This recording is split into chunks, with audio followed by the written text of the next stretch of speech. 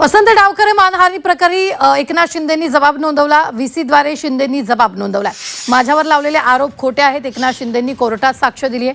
आनंद परांजपे आणि रमाकांत देवळेकर यांची न्यायाधीश संतोष आगे यांच्यासमोर त्यांनी जबाब नोंदवला। न्यायाधीशांनी 32 प्रश्न विचारल्याची सूत्रांनी माहिती दिल्याची ही माहिती आहे।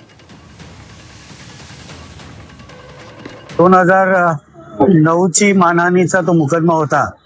स्वर्गीय वसंत डावकरे साहेबांनी ती केस दाखल केली होती आणि आज न्यायालयाने आम्हाला समक्ष हजर राहून आमचा जाब नोंदवायला सांगितला।